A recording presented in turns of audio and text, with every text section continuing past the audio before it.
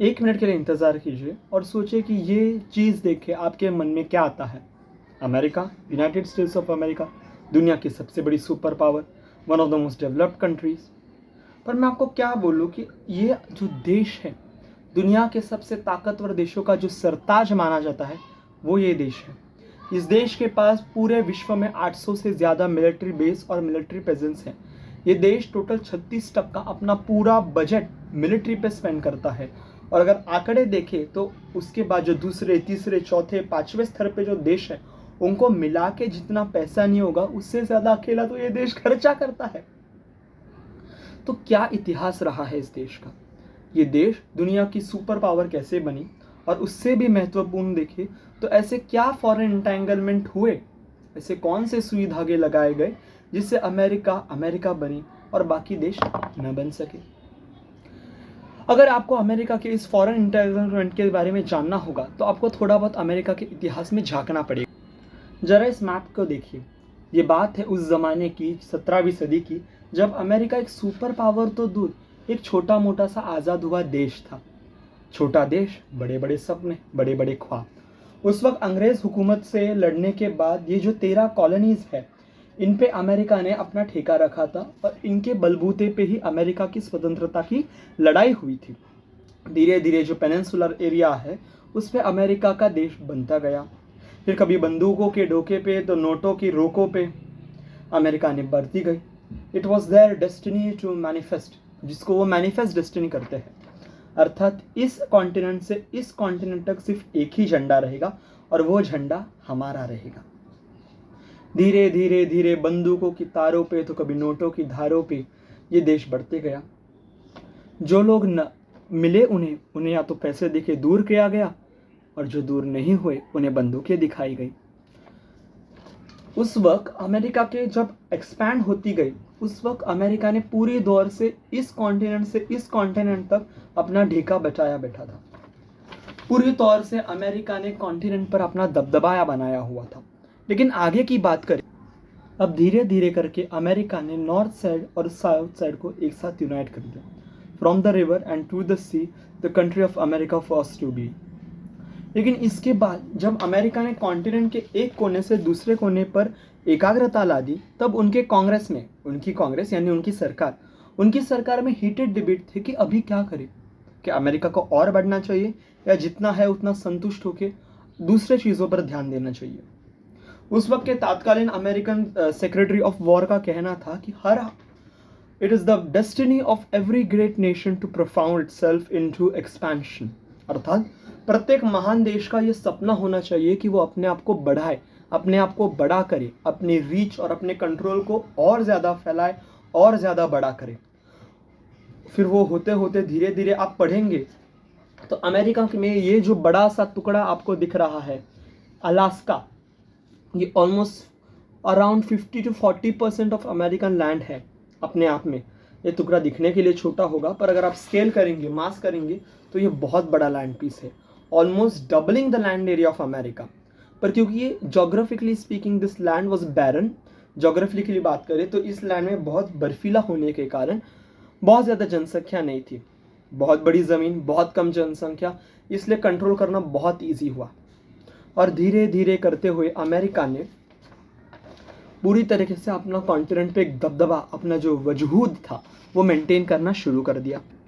अब उस वक्त तत्कालीन secretary of war and defence के नेतृत्व में अमेरिका ने अलास्का, गुआम, पोर्टो रिको और अलग जगहों पे अपना कब्जा तो बना लिया। लेकिन उसके बाद अगेन सेनेट में, अर्थात उनके कांग्रेस में वापस से डिबेट होने लगी कि क्या हमें एक्सपैंड होना चाहिए, क्योंकि वो ज़माना ही कोई और था। उस वक्त हम जिस तरीके से रूल ऑफ लॉ कहते हैं या हम जिस तरीके से basic rights to all citizen करते हैं, वो उतना नहीं था। Racism was a prevalent sector of the American society and culture. जो भेदभाव होते थे काले सावलों के साथ, वो गोरों के साथ नहीं किए जाते थे, क्योंकि गोरों को ऐसा माना जाता था कि भगवान के फरिश्ते हैं और काले और सावले तो राक्षस से दूर नहीं। अमेरिका के नेतृत्व में ऐसा मानना था कि इन जगहों पे जहाँ पे गोरे लोग नहीं रहते, इनका बोझा और इनकी जिम्मेदारी अमेरिका क्यों उठाए, वो अपना देख ले, हम क्यों उनके नेतृत्व में घुसे। और लेकिन इस नेतृत्व को भी और दौर से टुकराया गया। आप अगर अमेरिका की आंखों से देखोगे तो हमने ऑलरेडी कॉन्टिनेंट पे अपना रुतबा बना दिया था, तो और बढ़ने की क्या ज़रूरत है। लेकिन धीरे धीरे वक्त बदलते गए और नज़रिए अलग अलग रूप से बदलते गए, और धीरे धीरे जैसे सरकार बदलती है वैसे नेतृत्व तो बदलते ही है। जब secretary of war mister Jefferson बने तो अमेरिका का नेतृत्व था कि हमारे पास एक बड़ी सी नेवी होगी, लेकिन वो नेवी सिर्फ हमारे शोर्स को प्रोटेक्ट करेगी। बाहर दुनिया में जो हो रहा है होने दो, हमें उससे कोई भी मतलब नहीं है। हमारी नेवी सिर्फ हमारे शोर्स को प्रोटेक्ट करेगी, ना कि इंटरनेशनल वॉर में करेगी। क्योंकि वो ज़माना ही ऐसा था कि अलग अलग देश अपना रुतबा बनाना चाहते थे, क्योंकि वो ज़माना ही कोई और था। देशों में अपने आप में रुतबा था कि जितना ज़्यादा कंसोलिडेशन ऑफ पावर कर सके, अपना हक और अपना नियम दुनिया भर में फैला सके, वहीं पे राज होगा। अलग अलग दुनिया में अलग अलग देशों में अलग अलग एम्पायर अपना साझा कर रहे थे, और उसी नज़रिए में अलग अलग देशों का अलग अलग रुतबा बन रहा था। और इसी दौरान विश्व युद्ध एक, दैट इज़ वर्ल्ड वॉर 1 हुआ, और उस वक्त अमेरिका एक सही मायने से सुपर पावर के रूप में बढ़ने लगी, अपना रुतबा दुनिया में रखने लगी। और लेकिन उस वक्त जब अमेरिका ने दुनिया भर में अपनी मांग रखी to decolonisation, to against imperialism, यानी ताकत की जो कॉन्सेंट्रेशन है वो किसी एक एम्पायर या किसी एक शासक या राजा की जगह डेमोक्रेसी अर्थात लोकतंत्र के रूप में बढ़े, तब अमेरिका के राष्ट्रपति की जो मांग थी उन्हें दबाया गया, क्योंकि कोई भी ये नहीं चाहता था कि हमारी ताकत किसी और में गई। अब स्वाभाविक है, मेरे पास ताकत है, मैं नहीं चाहूँगा किसी और के पास जाएंगी। और अमेरिका में अपने आप भी तो चलता है कि जो डोमेस्टिक इंट्रूजन ऑफ पावर है, अर्थात जो डोमेस्टिक रूप से आप वॉर के तरफ देख रहे हो, उसके जो अगेंस्ट फिलॉसफी बन रही थी उस पर अलग अलग विचारधाराएं तो स्वाभाविक है आना। और जब अमेरिका की ये मांगे नहीं सुनी गई तो अमेरिका ने अपने दरवाजे बंद कर लिए विश्व युद्ध 2 तक। और जब अमेरिका डेमोक्रेसी के ठेकेदार ने अपने आप को बंद कर लिया तो पूरी दुनिया अराजकता के मोड़ पर रुक गई, और धीरे धीरे वही अराजकता अमेरिका के दरवाजे ठकठकाने को आ गई। पर्ल हार्बर के स्वरूप में जब जापानी साम्राज्य ने अमेरिका के पर्ल हार्बर पर बम फेंके गए, और विश्व युद्ध 2 में अमेरिका की जो आरंभ था वो इसी मुद्दे पे माना जाता है। Pacifism is objectively pro fascist, in practice he who is not with me is against me. This is elementary common sense. If you hamper the war effort of one side, you indirectly help the other one. अब इस दौरान अर्थात जो अहिंसा है वो अपने रूप में अराजकता और क्रूरता एक स्वभाव है। अब ये सुनने में अजीब लगेगा क्योंकि अहिंसा, नाम में हिंसा का विरोध है, लेकिन ये एलिमेंट्री एक कॉमन सेंस है। क्यों?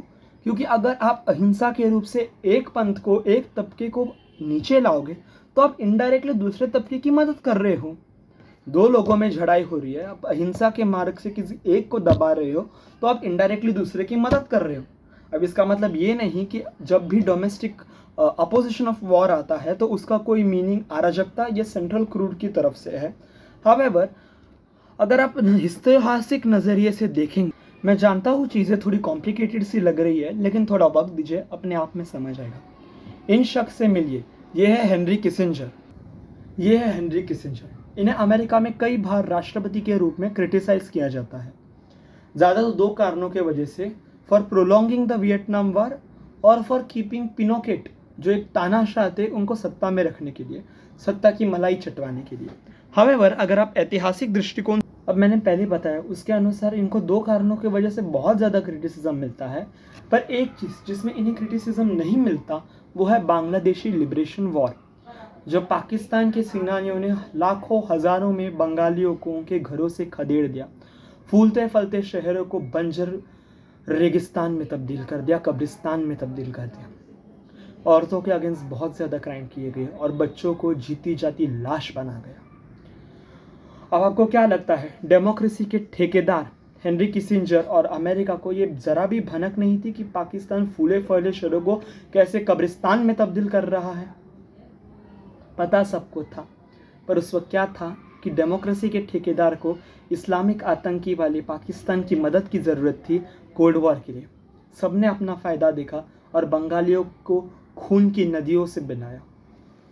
अब इस नेतृत्व में वो गाना होता है ना, ये पर्दा हटा दो, ज़रा मुखड़ा दिखा दो, हम प्यार करने वाले हैं, कोई खैर नहीं। लेकिन यहाँ पे प्यार की जगह गोलियाँ बरसाई गई। और ये इन्वेजन तब तक नहीं रुका जब तक बांग्लादेश का अलग स्वतंत्र देश नहीं बना।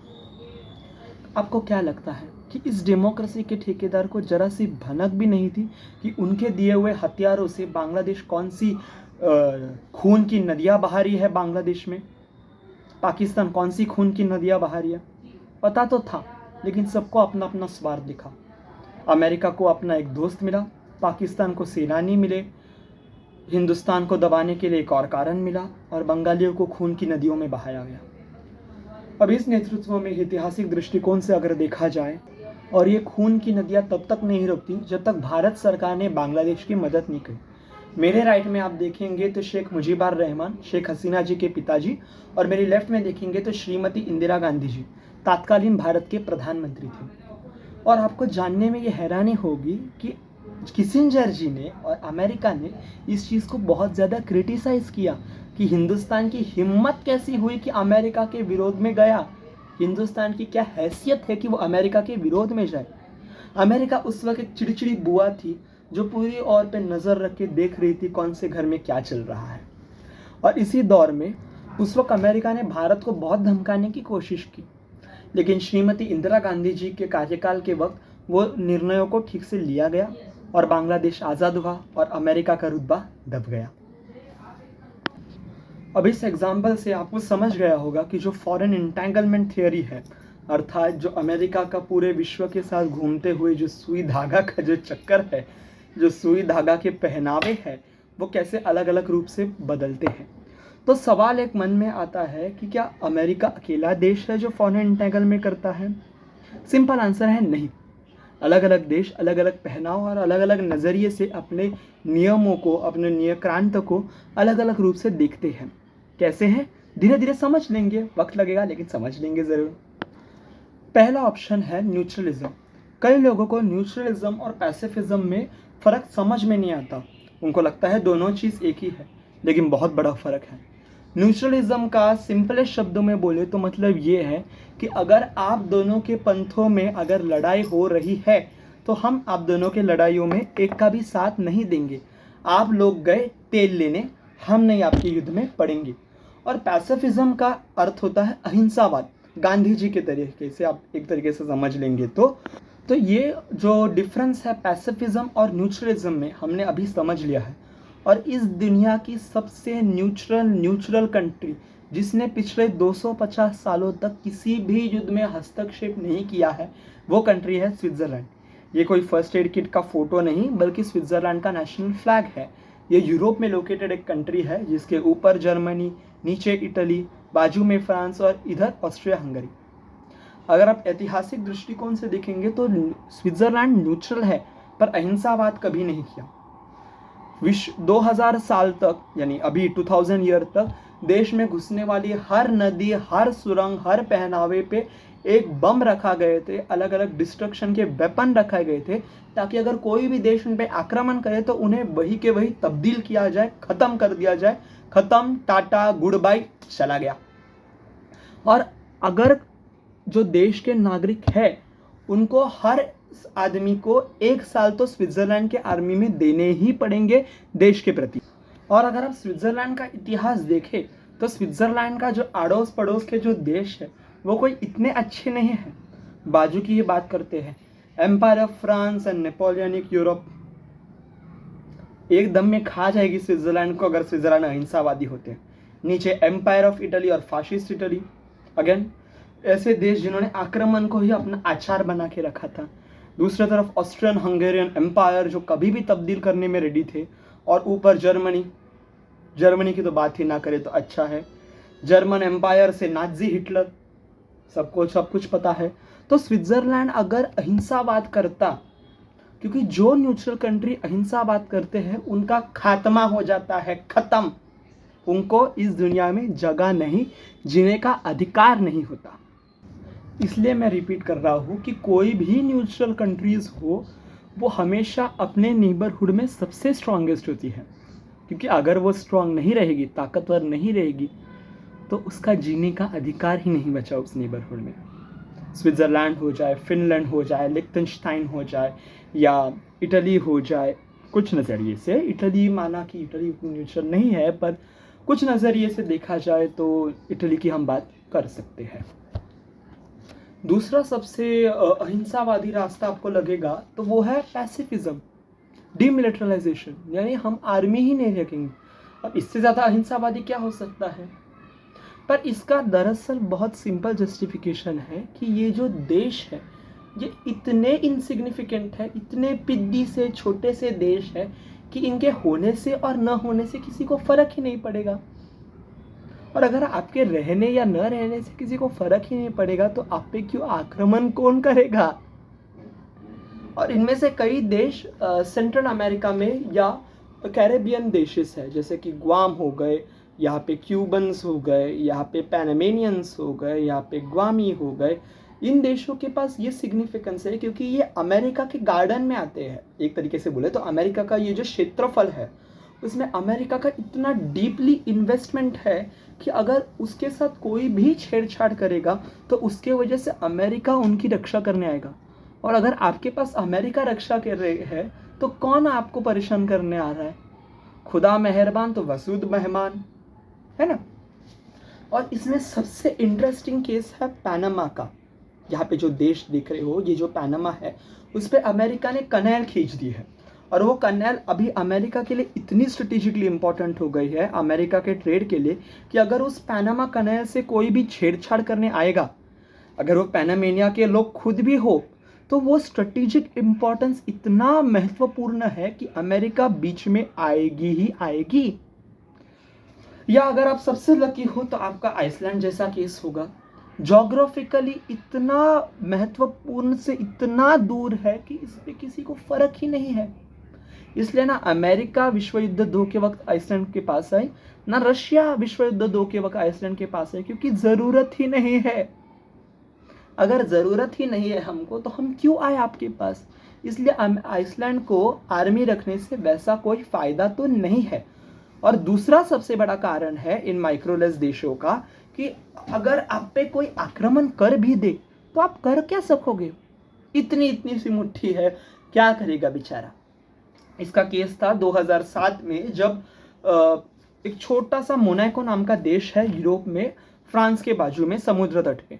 तो जैसे हमारे हिंदुस्तान से कई लुटेरे कहना तो ये होगा, स्कैमस्टर कह लेते हैं, जो स्कैमस्टर ललित मोदी हो गए, नीरव मोदी हो गए, ये लोग जैसे फॉरेन में भागते हैं, वैसे जो फ्रांस के अमीर लोग थे वो मोनाको में भागते थे। वो मोनाको के, जैसे हमारे यहाँ के लोग स्विस बैंक्स में पैसा रखते थे, वैसे मोनाको के बैंक्स में फ्रांस के पैसे बैठे थे। तो फ्रांस की अथॉरिटीज़ ने कह दिया कि मोनाको भैया, भैया तो नहीं बोल सकते, मोनाको बेटा, हमारे जो अमीर अमीर लोग हैं, जो काला धन आपके पास रखा है, वो काला धन लौटा दो। मोनाको ने सुना नहीं, फ्रांस ने कुछ नहीं किया, बस एक छोटे से आर्मीलेस देश को पूरी तरह से घेर लिया। अब फ्रांस आपको 24 तट पे रखा है, मोनाको डर गई, मोनाको ने हार मान ली और 24 घंटे के अंदर सारे की सारे काला धन का जो रुपए है, जो सामग्री है, जो इंफॉर्मेशन मेन ओनर के पास शिफ्ट कर दिए। आशा है कि हिंदुस्तान का काला धन भी वापस आ जाए। अभी इससे तीसरा सबसे बड़ा मुद्दा जो हमें सीखना है क्या है कि लेट्स बी फ्रेंड और एलाइज। एलाइज माने फ्रेंड, फ्रेंड माने दोस्त। अब इसका अमेरिका को क्यों कंट्रोल पड़ा? क्योंकि जब अमेरिका ने वियतनाम पे हमला किया, कम्युनिस्ट और एंटी कम्युनिस्ट कोल्ड वॉर का दौरा था सोवियत रशिया, तो वियतनाम और अमेरिका ने अपने साथ युद्ध किए। अमेरिका और वियतनाम दो ऐसे देश हैं जिनके पास जोग्राफिकल टेरेन इतना स्ट्रांग है कि अगर कोई देश उन पे हमला करे तो उसको अपने दांत रगड़ने पड़ेंगे पूरी तरीके से कब्जा करने पे। पर इन दोनों में फ़र्क इतना था कि वियतनाम और अमेरिका में एक ही देश सुपर नेवी था और एक ही देश के पास सुपर पावर थी कि वो दूसरे पे कब्जा कर सके। अब इस दौरान अमेरिका ने एक बहुत महत्वपूर्ण लेसन सीखा कि युद्ध के वक्त आपको दोस्ती की कितनी ज़्यादा अहमियत होनी चाहिए। क्योंकि अमेरिका का वियतनाम के युद्ध के वक्त जो अमेरिका के एलाइज थे, भले आप फ्रांस कह ले उन्हें, आप उन्हें ब्रिटेन कह ले, आप उन्हें इजराइल कह ले, इनको कोई जोग्राफिकल इंपॉर्टेंस था ही नहीं वियतनाम युद्ध से, इसलिए ये कभी उधर आए ही नहीं। और जिस तरीके से हमने पहले बात की कि अमेरिका चाहता है कि उसके नेबरहुड में, उसके इलाके में कोई और देश दखल अंदाज न करे, ठीक उसी तरह चाइना भी चाहता है कि उसके नेबरहुड में कोई दखल अंदाज ना करे। इसलिए अमेरिका के वो साउथ ईस्ट एशियन एडवेंचर जो था उसको ख़त्म करने के लिए सबसे ज़्यादा सप्लाई चाइना ने किया। और उस वक्त अमेरिका ने बहुत महत्वपूर्ण लेसन सीखा दोस्ती पे कि आप किसी एक हेमिस्फीयर को पकड़ के आप बैठ नहीं सकते, आप किसी एक ग्लोब को पकड़ के आप बैठ नहीं सकते, आपको दुनिया भर में धीरे धीरे करके आपके इंटेगलमेंट के धागे भरने ही पड़ेंगे। और जैसे ही अमेरिका के सोल्जर्स वहाँ से चले गए तब वियतनामियों ने भी दोस्ती का अहमियत सीखा, क्योंकि अमेरिका के जाने के बाद जिस देश से उन्होंने सबसे ज़्यादा मदद ली थी, गेस कीजिए कौन सा देश? उसी देश चाइना ने उनके ऊपर आक्रमण करने की कोशिश की। उस वक्त वियतनाम को भी अमेरिका की दोस्ती का अहमियत समझना शुरू हो गया।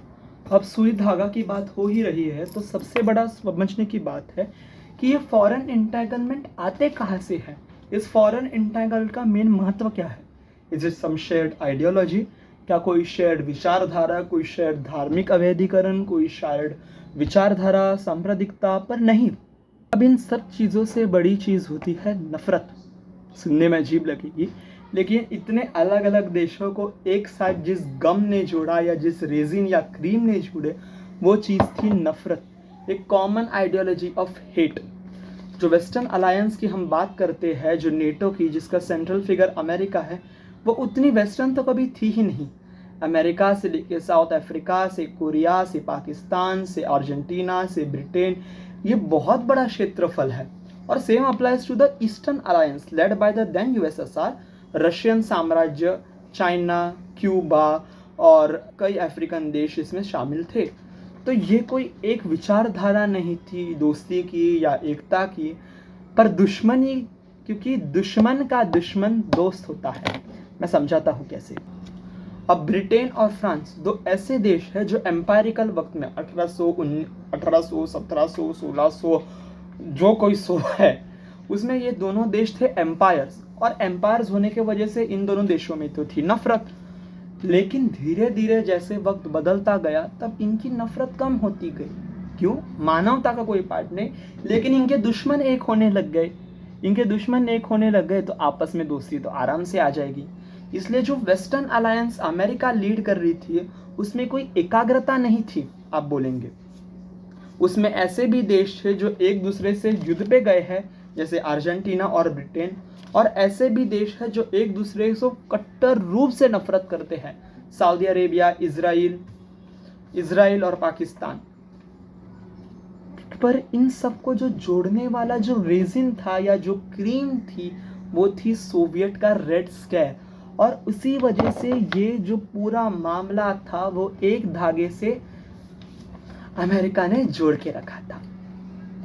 और जैसे जैसे ही सोवियत संगठन गिरती गई, सोवियत संगठन का विनाश हो गया, तो ये देश अपने आप से सवाल करने लगे।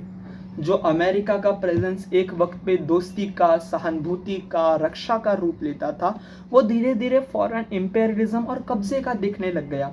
इसलिए आप देखेंगे कि भले ही अमेरिका और पाकिस्तान एक साथ थे युद्ध के वक्त, लेकिन ये अलग अलग देश, अमेरिका से अर्जेंटीना में इंपोर्ट हुए इजरायली वेपन पाकिस्तान से जाते हुए सऊदी अरेबिया में जाते हैं उस युद्ध के लिए जो सोवियत यूनियन से हो रहा है। तो इतना जो सुई धागा हुआ है फॉरेन इंटेगलमेंट था वो बहुत सिंपल नहीं है। धीरे धीरे समझेंगे तो हो जाएगा, वैसा कोई बड़ी चीज़ तो है नहीं। लेकिन पर जैसे ही ये सोवियत यूनियन का मामला ख़त्म हुआ, सोवियत यूनियन 1969 साल के बाद ख़त्म हो गई, तो इसके बाद ये देशों में भी सवाल उठने पड़े। अमेरिका जिसने पाकिस्तान का इतना समर्थन किया था, क्यों? क्योंकि पाकिस्तान का कट्टर दुश्मन हिंदुस्तान उस वक्त सोवियत के साथ था। हिंदुस्तान सोवियत के साथ क्यों था? क्योंकि सोवियत का कट्टर दुश्मन अमेरिका पाकिस्तान के साथ था। पर धीरे धीरे ये एम्पायर में जो फ्लॉज थे, ये फॉरेन इंटेगलमेंट में हमने देखने लगे। जब अमेरिका अफगानिस्तान में तालिबान के साथ लड़ाई लड़ रही थी तो यही पाकिस्तान तालिबानियों को वेपन दे रहे थे। पाकिस्तान ने अमेरिका के दुश्मन ओसामा बिन लादेन को शेल्टर भी दिया था। तो उस नज़रिए से, तो इस हिसाब से ये दोस्ती कभी थी ही नहीं। अभी आप सऊदी अरेबिया के जो नियम देखेंगे वो अमेरिका के डेमोक्रेसी के बहुत दूर है।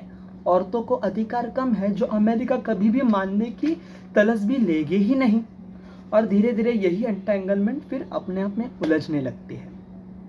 तो ये जो हमारा पूरा सफ़र था अमेरिका का एंटेंगलमेंट समझते वक्त, आशा है कि आपको बहुत अच्छा लगा होगा।